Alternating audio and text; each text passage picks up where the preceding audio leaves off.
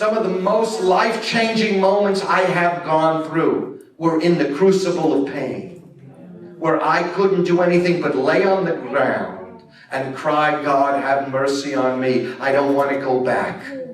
God, have mercy on me. I don't know how to go forward.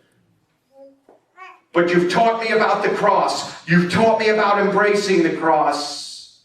I embrace it. As a new believer, some of you have heard this testimony. I feel to share it again. I was in a job I didn't like.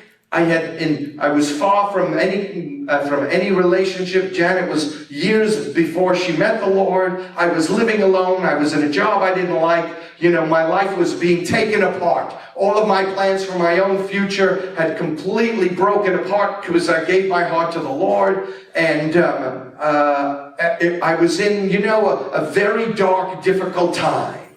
But I knew I was in pursuit of the Lord, and there was this sense in my spirit that this was the right way, but I couldn't articulate to you why it was right. I couldn't articulate to myself why it was right. The only thing I could say to myself is, you're out of your mind. Why are you doing this? Why are you living this way? You come to Christ and now you're crazy, and that's what everybody's telling you, right? Jesus has made you mad. But I had this sense of joy and peace inside of my spirit, so I said, if this is madness, I'm going to pursue it, because I knew I had met the living God, and I was in pursuit of what His plan was for my life. So against all the odds, against all the opposition, friends and family and people in church, and it's like I'm in a church, well, look at these people. They're in worse shape than I am. And it's like, oh my God, that's bad.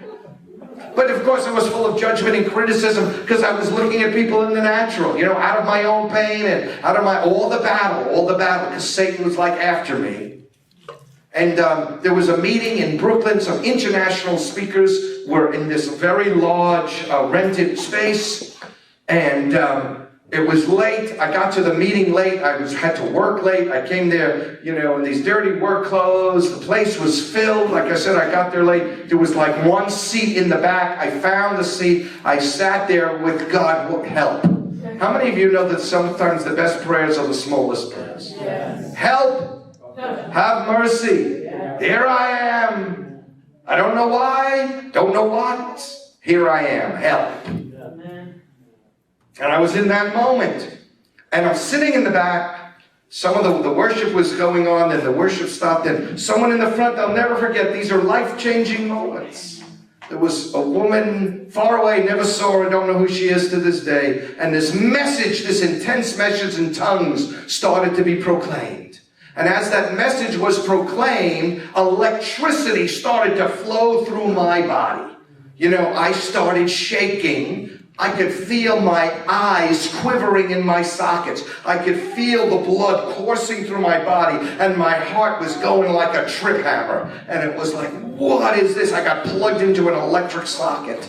And then this vision opened up before me, and I saw in my spirit the cross suspended in the air. And behind the cross was this bright light, and I heard the light, the Lord, speak to me and say to me, Howie, do not be afraid of the cross. It is the place of exchange. You give me your life, and I'll give you mine. Don't be afraid of the cross. It is the place of exchange. And I'm watching this go. And then the next thing I know, this thing, this fire is burning in me, and it comes up out of my stomach and out of my mouth, and I'm yelling out at the top of my voice, don't be afraid of the cross. And I'm thinking somewhere in the back of my head, I have never done anything like this before. I don't know what I'm doing. People must think, but that was a very quiet little niggling voice, because this thing was like bursting out of me. It's like I couldn't keep quiet. Don't be afraid of the cross. It is the place of exchange. Give God your life. He'll give you His life. Don't be afraid of the cross.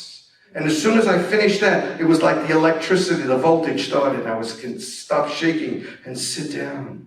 And then another brother, far away, a large group, stood up and rebuked me. Told me, sit down and shut up. And I thought to myself, I didn't want to stand and I didn't want to say anything. So I started to shrink into my chair, thinking, did I miss it? Then brother, the pastor who was running the meeting, he popped up, rebuked that brother, said, you sit down and shut up, pointed at me and said, brother, you have the word of the Lord. As soon as he said that, I said, oh no, because the whole thing started all over again. Heart race, eyeballs, I'm thinking my eyes are going to pop out, I'm going to burst. Oh my God. And it started all over again. Don't be afraid of the cross. Believe me, I was not laughing, but I was being changed. And I don't know if anybody else heard that night, but I heard it. So I learned that when I'm in the pain, when I'm in the process, when I'm on my face, when I'm in the difficulty, I embrace the cross. I'm not afraid of it. Because it is the place of exchange. I can give the Lord my Howie stuff. You can give the Lord your stuff. Whatever your stuff is, you can take it to the cross and let Him do that work inside of you that takes that stuff out of control. That stuff used to control you. He removes it from the place of control. You give it to Him and He replaces it. It's the place of exchange. He gives you His life, peace and joy and faith. And the faith rises up. Says, well, Lord, if you want me to work in this pain still forever, I will do it because I'm full of joy and peace now. I'm full of faith now. You know, and the Lord began to change so many things in my life in terms of gifts and ministry, you know, and things started flowing in ways that, you know, that I never saw myself in any way. And I know, beloved, that had I not had experiences like that back then, there's no way I'd be doing any of these things that we've done now for 30-odd years.